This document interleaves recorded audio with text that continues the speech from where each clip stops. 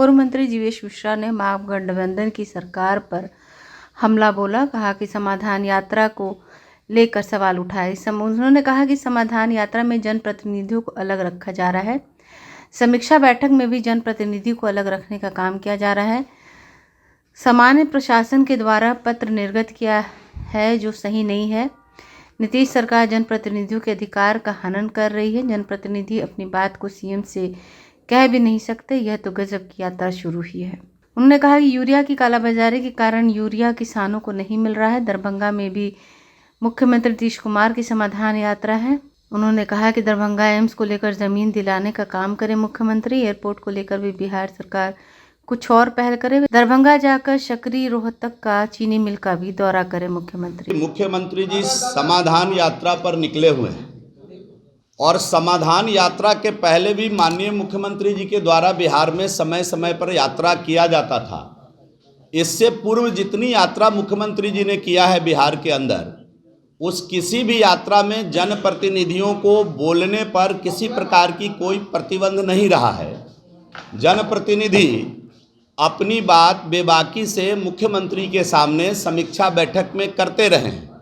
ये पहली बार है जिसका नाम उन्होंने समाधान यात्रा किया रखा है। ये अलग बात है कि समाधान यात्रा में आपने देखा होगा कि हर जगह व्यवधान ही उत्पन्न हो रहा है और जो मूलभूत समस्या है उसका कहीं कोई समाधान नज़र नहीं आ रहा है। आप जिलेवार भी अगर देखेंगे तो जिला की समस्या कुछ और है और समाधान किसी और चीज़ का कर रहे हैं। आप जरा मुझे बताइए कि सामान्य प्रशासन विभाग का एक पत्र है जिसमें स्पष्ट रूप से कहा गया है कि इस समीक्षात्मक बैठक में स्थानीय सांसद, स्थानीय विधायक, स्थानीय पार्षद स्वेच्छा से भाग ले सकेंगे। मतलब उनकी इच्छा है तो जाएं, नहीं तो नहीं जाएं। प्रदेश का मुखिया जा रहा है, मुख्यमंत्री पूरे प्रदेश का होता है, किसी पार्टी का नहीं होता है। और मुख्यमंत्री किसी जिले में जाकर बैठक कर रहा है और चिट्ठी सामान्य प्रशासन विभाग निकालता है कि स्वेच्छा से भाग ले सकते हैं। अब उन्होंने समीक्षा का बिंदु निर्धारित कर दिया है। हमारे विधानसभा में समस्या जो होगा मुझे नहीं उठाना है। बिहार सरकार ने जो बिंदु निर्धारित की है इसी बिंदु पर जनप्रतिनिधि बोलेंगे। ये अघोषित कर्फ्यू है जनप्रतिनिधि के ऊपर। पहली बार जनप्रतिनिधियों के अधिकार का हनन हो रहा है देश के आज़ादी के बाद कि हम किसी सभागार में अपने मुख्यमंत्री को अपने क्षेत्र की समेकित समस्या के बारे में नहीं बताना है हमें, बल्कि जो एजेंडा सेट किया गया है, जो सरकार के लिए नैरेटिव सेट किया गया है, इसी के ऊपर हम सभी लोगों को बात करनी है। और आप सभी मित्रों को मालूम होगा कि नल जल दिखाने के लिए भी जगह सेट किया गया है। उसी जगह पर जाकर के मुख्यमंत्री जी उसी गांव का नल जल देखेंगे। उनके लिए प्लेस निर्धारित किया गया है, वहीं जाकर वो उसकी समीक्षा करेंगे।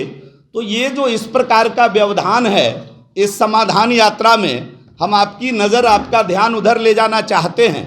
और आप जरा देख लीजिए कि पूरे बिहार में इस समय किसानों को यूरिया की समस्या है।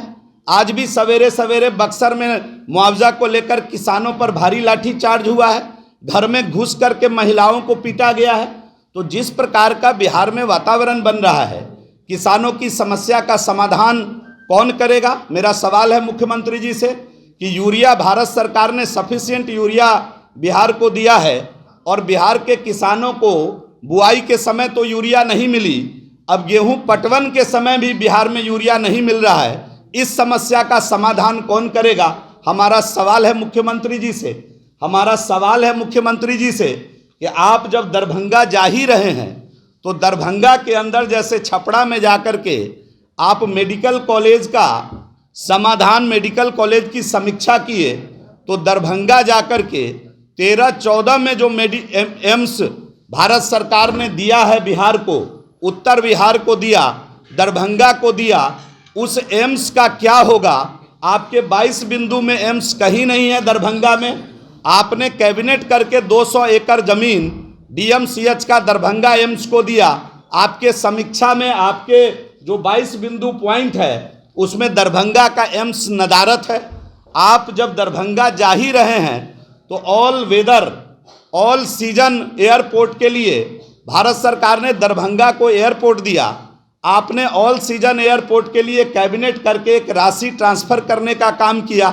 जब आप दरभंगा जा ही रहे हैं तो दरभंगा की समस्या को आपको संज्ञान में लेना चाहिए। ऑल सीजन एयरपोर्ट दरभंगा कब बनेगा, जरा इसकी भी समीक्षा कर लेनी चाहिए थी। जब आप दरभंगा जा ही रहे हैं तो किसानों की समस्या को देखते हुए जब आज मधुबनी में हैं आप, तो सकरी का चीनी मिल, लोहट का चीनी मिल, रैयाम का चीनी मिल, कब चलेगा मिथिला का चीनी मिल, जरा आप इसकी भी समीक्षा, इसका भी समाधान निकाल देते। समाधान यात्रा पर जब आप गए हैं तो रोटी भगवान है और रोटी पैदा करने वाला जो किसान है वो भगवान से बढ़कर है, ऐसा स्वामी सहजानंद सरस्वती जी ने कहा था। और जब आप किसी जिला में जा कर के जो वर्तमान के भगवान है जिनकी स्थिति दयनीय बनी हुई है, रोटी पैदा करने वाले किसान यूरिया के लिए लाठी खा रहे हैं। अगर आपने अभी तक हमारे चैनल को सब्सक्राइब नहीं किया है तो हमारे चैनल को जल्द से जल्द सब्सक्राइब करें, लाइक करें, शेयर करें और कमेंट करें। क्या आप पत्रकारिता के क्षेत्र में अपना कैरियर बनाना चाहते हैं? तो आज ही royal Ashoka institute of mass communication and journalism में अपनी जगह सुनिश्चित करें। आर्यभट्ट ज्ञान विश्वविद्यालय पटना से मान्यता प्राप्त 100% प्लेसमेंट के साथ royal Ashoka institute of mass communication and journalism नामांकन जारी है। हमारा पता है DS/16 गायत्री मंदिर के समीप, कंकड़ बाग, पटना 8,20,000। आप हमें संपर्क भी कर सकते हैं। हमारा मोबाइल नंबर है 9955456126।